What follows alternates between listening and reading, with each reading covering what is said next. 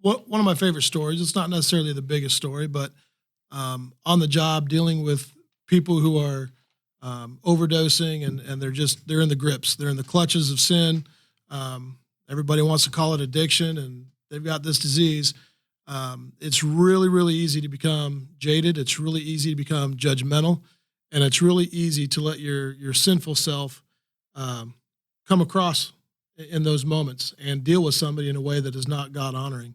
And so I like to tell this story just to keep myself in check.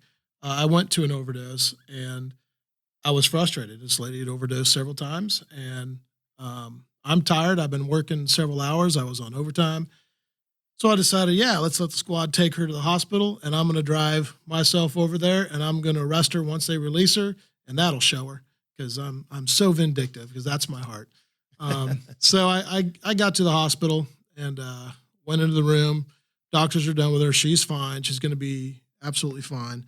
And so I went in there to let her know that, hey, you're going to jail. I hope you're happy. And I opened my mouth and said, God loves you and has a plan for your life. Wow. And in that moment, it was very clear to me that God had something else in mind, and I was not in line with what God was doing. My heart, my thought process leading up to that moment was selfish and judgmental, and I had no grace for that moment. Yeah. But because God lives in me, because God wanted to use that moment for something else, he said, no, you know what? You're going to share some love. You're going to share some grace. And the woman broke down crying, and we had a long conversation about radical amputation. Wow. I love to bring that up when I'm working with people on the job who just say, well, I can't beat it. I can't beat it.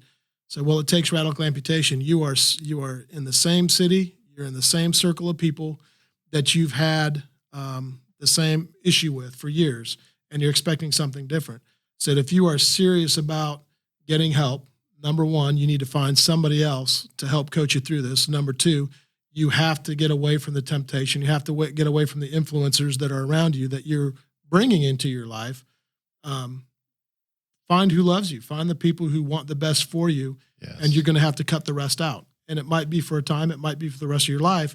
But as you get clarity, as drugs lose their hold on you and you start seeing things for what they are, you can see that God is working in your life, and you will have a desire that is more in line with him. You will have a desire to live a life differently, and living life differently is going to give you different results. So that's one example on the job where it came out and it hit me. I think it was good for her to hear that somebody views you as a creation of Christ, worthy in God's image, and you have value. And it was good for me to be reminded, hey, you're a dirty sinner just like everybody else. Yeah. So that was a good humbling moment for me. That's a great example. And you're referring to radical amputation in Matthew chapter 5 in the passage about lust. It's better for you if your right eye is plucked out, or your right hand's cut off. Get rid of those things that would make it easier for you to give in to temptation in your own heart in the form of lust, and lust could be, it's a lust really means strong desire. So anything you're lusting after, and for her, it was obviously drugs. But boy, what a great story. I mean, that's hopeful. And I think that's the message we want to get out there. And